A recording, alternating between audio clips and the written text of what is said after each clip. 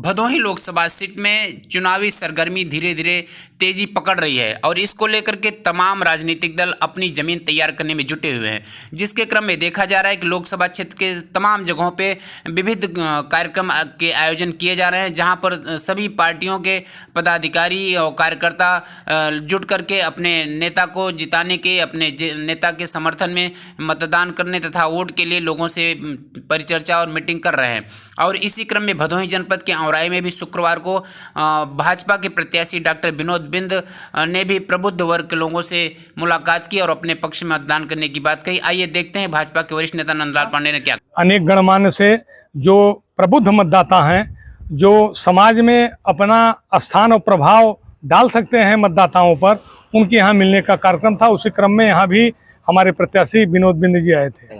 उनका कहने का तात्पर्य जो था वो वास्तव में जिस भाषा का उन्होंने प्रयोग किया वह उनका प्रगटीकरण सरलीकरण भाषा में हो गया। उनका यही कहने का तात्पर्य था कि बौद्धिकता और उसके बाद श्रम परख दोनों जीवन में अंतर होता है। अगर बौद्धिक व्यक्ति किसी भी क्षेत्र में अगर वह अपने को लगाता है तो पूर्ण रूप से समाज की सेवा उसमें कीर्तिमान बनाता है, और अगर किसी प्रकार से कोई समाज से उपेक्षित या किसी संघर्षशील व्यक्तित्व का कोई व्यक्ति होता है तो हर समय किसी न किसी भावना का मूर्त रूप लेने का काम करता है। ब्राह्मण अपने आप में एक पूर्ण है, यह विवेकशील व्यक्तित्व होता है। बल, बुद्धि, विवेक, विज्ञान, ये तीनों से निधान है ब्राह्मण।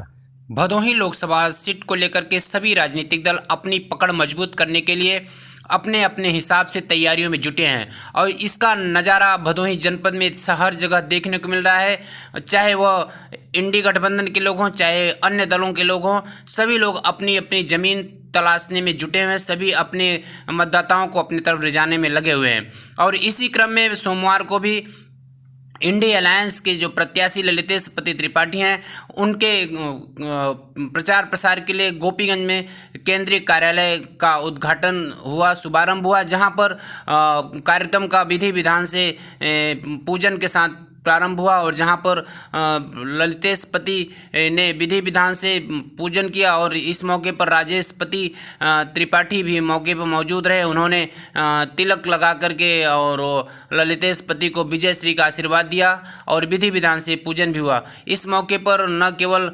समाजवादी पार्टी बल्कि कांग्रेस, आम आदमी पार्टी, तमाम राजनीतिक दल जो इंडी गठबंधन में शामिल हैं, सभी दलों के नेता यहां पे मौजूद रहे और देखा गया कि भारी संख्या में लोग मौजूद होकर के अपने प्रत्याशी को जिताने तथा उनके पक्ष में मतदान कराने की अपील की।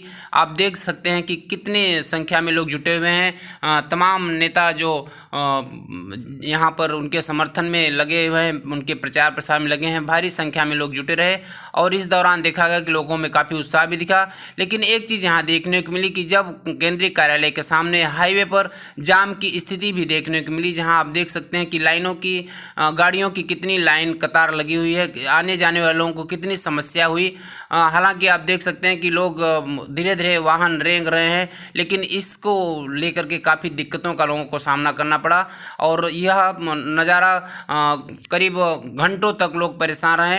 हालांकि धीरे धीरे गाड़ियों को आगे पीछे करके निकाला गया और जब भीड़ ज़्यादा हो गई तो पुलिस के लोग भी खड़े होकर के ऐसा करते हुए देखे गए। हालांकि यहाँ जो केंद्रीय कार्यालय का उद्घाटन हुआ, भारी संख्या में लोग जुटे रहे। औराई थाना क्षेत्र के हैबतपुर से शांति भंग की आशंका में 3 व्यक्तियों को किया गया गिरफ्तार। आगामी लोकसभा चुनाव तथा त्योहारों के मद्देनजर भदोही पुलिस पूरी सक्रिय है और पूरे जनपद में सतर्कता बनाई गई है। कहीं कोई गड़बड़ी करता है तो उसके खिलाफ त्वरित कार्रवाई की जाती है और इससे आमजन में सुरक्षा का एहसास बना रहे तथा अपराधियों में खौफ बना रहे। और इसी क्रम में रविवार को भी औराई थाना क्षेत्र के हैबतपुर से उप निरीक्षक सगीर खान ने 3 व्यक्तियों को शांति भंग की आशंका में गिरफ्तार किया है और यह कार्रवाई लगातार पूरे जनपद में देखी जा रही है। जो भी गड़बड़ी करता है उसके खिलाफ पुलिस त्वरित कार्रवाई कर रही है। औराई क्षेत्र के महादेवपुर में सोमवार को एक घायल पशु को औराई पशु चिकित्सालय के चिकित्सकों ने इलाज किया।